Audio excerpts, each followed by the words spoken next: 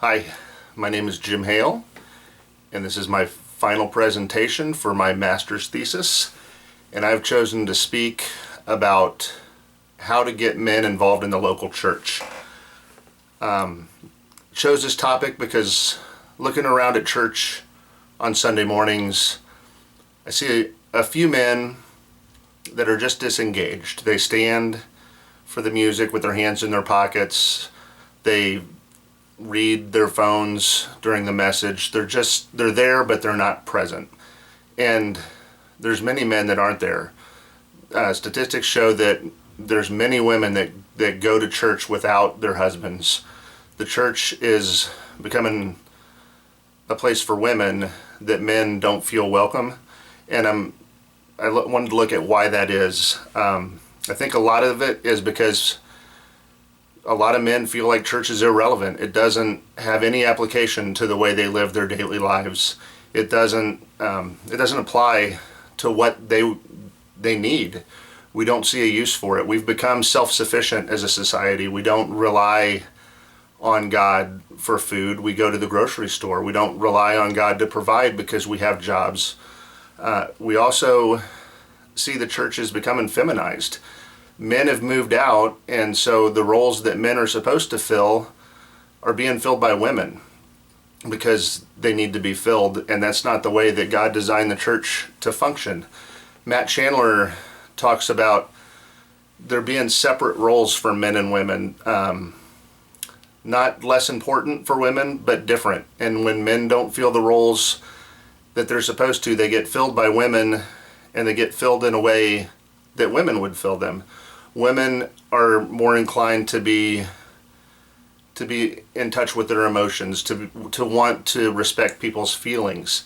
So their decisions will be based on what protects feelings. Men are much more by the book, by the rules. They'll look and say, well, this is what the rules say, so we'll do what the rules say and not worry about feelings. And so as the church becomes more governed by women, it excludes men by default just in the way that they function. And so I wanted to look at what can we do about that. And I think one of the things is we need to start presenting a more complete view of Jesus. There's a quote by Dorothy Sayers that says, "We have effectively declawed the Lion of Judah to make him safe for timid women."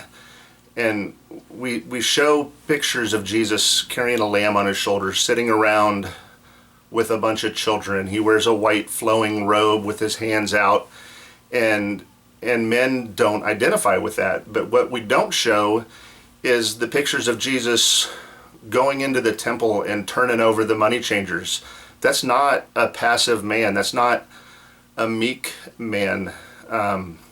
We see stories where crowds were gathered and were getting ready to push Jesus off a cliff, and he turned around and walked right through the middle of them. That's a man with a presence that can stop people, an angry mob that wants to kill him. We need a picture of Jesus, the Jesus that says, "I came bringing a sword." He was a man's man. He was a carpenter. He worked with his hands, and we don't see that picture of Jesus. We see the more feminine picture of Jesus. I think if we can present a more complete picture to show both sides, he had feminine qualities, he has masculine qualities. We need to see both because that gives us the full picture of who Christ is. We need men to feel like they can be men, like they can fight, like they can stand up for a cause. Men want an adventure. A lot of the research says that soldiers that come back from battle areas suffer from post-traumatic stress because their adrenaline was so hyped that when they come back, they need something to fill that. And they need that adventure. And in God, we can have a great adventure, but we don't present that to men. There's also a quote a story in this book, The Edge of Adventure, by Keith Miller and Bruce Larson, that says the neighborhood bar is possibly the best counterfeit there is to the fellowship Christ wants to give the church. It's an imitation, dispensing liquor instead of grace, escape rather than reality, but it is a permissive, accepting, and inclusive fellowship. It is unshockable. It is democratic. You can tell people secrets, and they usually don't tell others or even want to. The bar flourishes not because most people are alcoholics, but because God has put into the human heart the desire to know and be known, to love and be loved, and so many seek a counterfeit at the price of a few beers. And that also reminds me of a quote by Blaise Pascal that says there's a God-shaped hole in all of us. And that's what that says. We're trying to fill that hole with the things that we can see and the things that we know. And we're filling them with things that aren't going to bring us satisfaction. So we have to keep filling it. And until we can get into a relationship with Jesus and show men how to get into that relationship, they're never going to be satisfied with the things that they're trying to fill that void with. So I think the things that we need to offer them are community. Men need a place where they can gather and just be around men and do man things and talk about themselves, about what they're going through. They need authenticity. Men are really good at putting up masks and showing people what they want to see. I'm sitting here in my office in a shirt and tie and my gym shorts. I have the books behind me because that's what I want you to see. I don't want you to see my CDs. We present the image that we want people to see, but we don't let them see the real us. We don't let them see our struggles.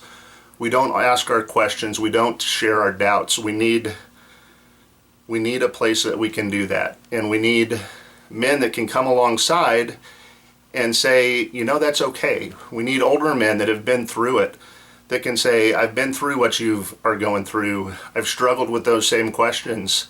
And this is what I can come out with. This is how you can come out on the other side. You're going to have scratches, you're going to have scars, but you can come through, and you can come through successfully. And I think we just need consistency. When you're dealing with men, you're not going to solve their problems overnight. You're not going to solve it in one Bible study. We need to consistently pour into men. We need to let them see the way Christ can work in their lives and come alongside them. There's a verse that says, where Paul says, follow me as I follow Christ. And a pastor that I talked to said that's a great way for men to learn to follow Christ. It's hard to follow a God that you can't see and you can't talk to, but it's not hard to follow a man that you can see and talk to. And so if you can bring a man alongside you and he's following you and you're following Christ, then by default they're following Christ. And after a period of walking together, after some time, you can just kind of step out of the way and let them continue on the road that you're taking them down. So we need community, we need authenticity, and we need consistency. And so those are the things that I was looking at with my research, the ways that we can get men to get into a relationship with Christ and get involved in the local church so that they can fill those roles that Matt Chandler was talking about in the church. The women can fill the roles that they were designed for, the men can design the roles that they were designed for, and together we can have a balanced church, and we can be a part of a church that can flourish the way that God had intended it to be. Thank you.